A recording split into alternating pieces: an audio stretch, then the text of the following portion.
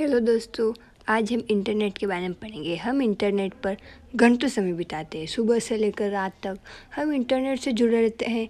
Internet के बिना मानव ज़िंदगी अधूरी है। लेकिन क्या आपने कभी सोचा है कि आखिर इंटरनेट क्या है? What is internet? इसका इतिहास क्या है?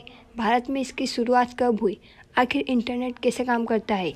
ये सवाल सुनने में तो बहुत ही बेसिक और सरल से लगते हैं, लेकिन इनके जवाब हर किसी के पास नहीं होते।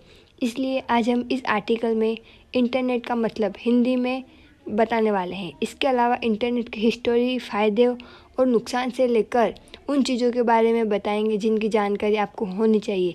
इसलिए नीचे दिए पीछे आगे जो वीडियो में है उसे आप पूरा पढ़िए। आप इन जानकारी का उपयोग अपने स्कूल में कर सकते हैं, क्या निबंध लिखने में भी कर सकते हैं। इसको ध्यान से सुनिएगा और चैनल पर नए हो तो एजुकेशन ज्योति चैनल को सब्सक्राइब भी कर दीजिए। तो दोस्तों चलिए शुरू करते हैं हम आज का वीडियो। इंटरनेट क्या है? इंटरनेट की परिभाषा। इंटरनेट एक ग्लोबल नेटवर्क है जो कि कई सारे कंप्यूटर और इलेक्ट्रॉनिक डिवाइसों को एक दूसरे से जोड़ता है। इंटरनेट से जुड़े दुनिया के किसी भी जगह में स्थित कंप्यूटर्स एक दूसरे के साथ बड़ी आसानी से डेटा का आदान प्रदान कर सकते हैं। इंटरनेट पर computer, mobile, smart TV, gaming console जैसे कई सारे device, telephone line, cables, fibre optic जैसे वायर्ड कनेक्शन के अलावा वायरलेस नेटवर्क के जरिए भी जुड़े होते हैं। जब दो या दो से अधिक कंप्यूटर्स आपस में जुड़ते हैं तो उसे एक नेटवर्क कहते हैं। इसी तरह private, public, school, college, business, government जैसे कई सारे छोटे बड़े नेटवर्क से होते हैं और इन नेटवर्क को इंटरनेट आपस में जोड़ने का काम करता है। इसलिए इंटरनेट को नेटवर्क ऑफ नेटवर्क भी कहा जाता है। तो अब हम देखते हैं इंटरनेट का इतिहास। 1957 में रूस ने दुनिया का पहला आर्टिफिशियल सैटेलाइट स्पुतनिक को सफलतापूर्वक लॉन्च कर दिया। कोल्ड वॉर के समय इस घटना ने एक हलचल सी पैदा कर दी। इसके बाद यूएस ने Massachusetts institute of technology MIT के साथ मिलकर युद्ध जैसी हालत से निपटने के लिए एडवांस रिसर्च प्रोजेक्ट की स्थापना की, जिसे अब DARPA के नाम से जाना जाता है। DARPA ने रिसर्च करके ARPANET नाम एक कम्युनिकेशन सिस्टम बनाया ताकि यूएस की सेना गुप्त रूप से एक जगह से दूसरी जगह संदेश भेज सके। विनीत सर्ट ने रॉबर्ट ई खान ने डार्पा के लिए TCP/IP प्रोटोकॉल बनाया। आपकी जानकारी के लिए बता दें कि विनीत सर्ट और रॉबर्ट ई खान को इंटरनेट का आविष्कारक कहा जाता है। 1980 के दौरान नेशनल साइंस फाउंडेशन ने एजुकेशन और रिसर्च के लिए NSF नेट नाम का एक नेटवर्क बनाया, जिसे बाद में ARPANET के साथ जोड़ दिया गया और इस नेटवर्क इंटरनेट नाम दिया।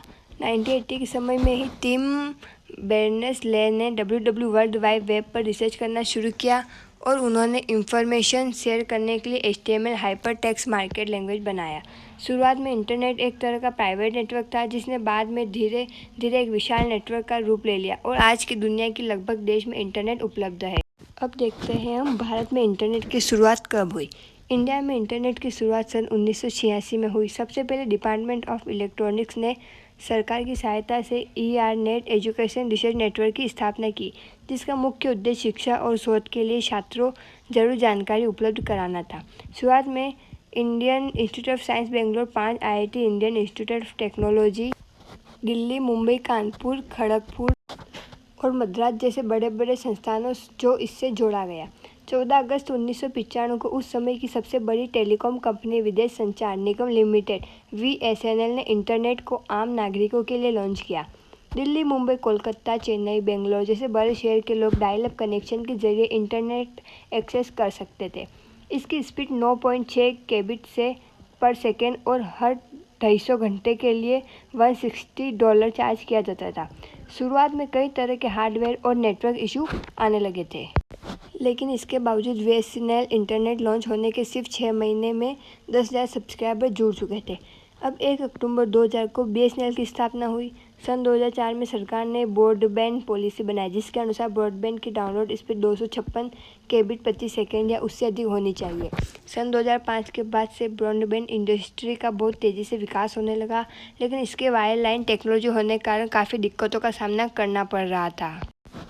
लेकिन यह समस्या भी दूर हो गई जब सरकार ने 3G और 4G स्पेक्ट्रम की नीलामी शुरू कर दी और फिर वायरलेस ब्रॉडबैंड की शुरुआत हो गई। भारत में पहली बार 10 अप्रैल 2012 को एयरटेल ने 4G सर्विस की शुरुआत कर दी उसके बाद दूसरी प्राइवेट टेलीकॉम कंपनी ने भी इस रास्ते पे चलना शुरू कर दिया। एयरटेल आज का बहुत बड़ा नेटवर्क है। 5 सितंबर 2016 के मुकेश अंबानी ने रिलायंस जियो के लॉन्च करके देश भर के टेलीकॉम कंपनियों को एक बड़ी टक्कर दे दी। रिलायंस जियो ने 2G 3G छोड़कर सिर्फ 4G सर्विस पर ध्यान देने लगी। जियो ने अपने ग्राहकों को 6 महीने मुफ्त हाई स्पीड 4G इंटरनेट देना शुरू कर दिया। इससे अनोखे ऑफर का लाभ उठाने के लिए लोगों होड़ लग गई और सिर्फ एक ही महीने में जियो ने 16 मिलियन सब्सक्राइबर बनाकर एक इतिहास रच दिया।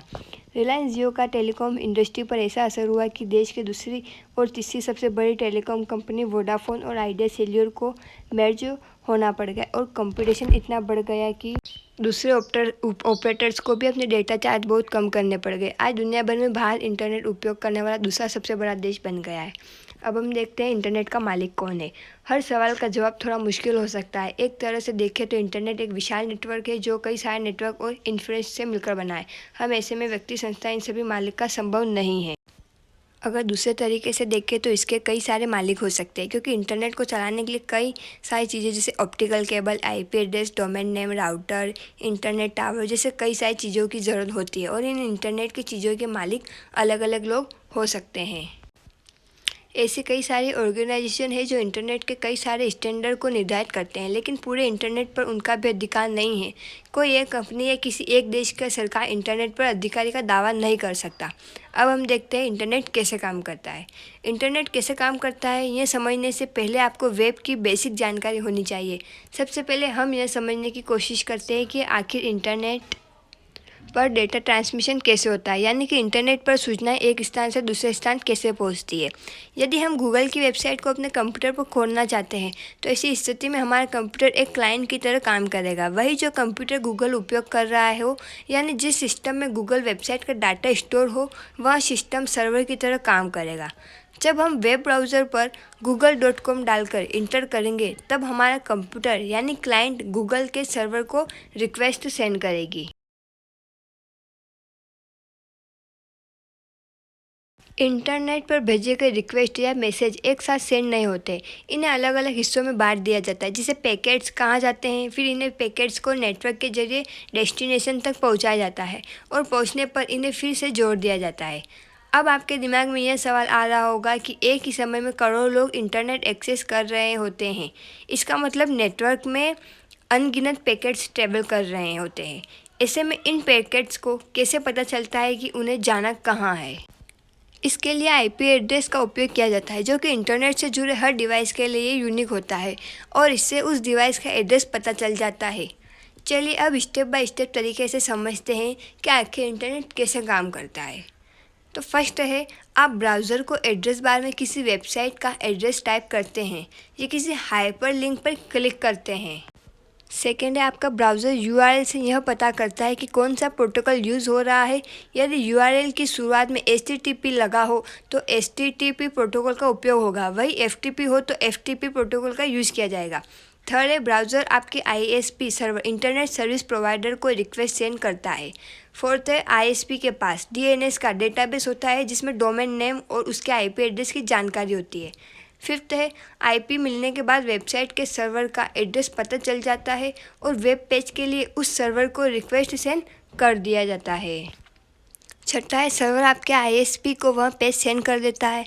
और सातवां है, आपका ISP उस पेज को आपके ब्राउज़र पर सेंड करता है और वेब पेज आपके स्क्रीन पर दिखाई देने लगता है। तो अब हम देखते हैं इंटरनेट का उपयोग, यूज़ ऑफ इंटरनेट। आज के दौर में इंटरनेट हमारी ज़िंदगी का एक हिस्सा बन चुकी है।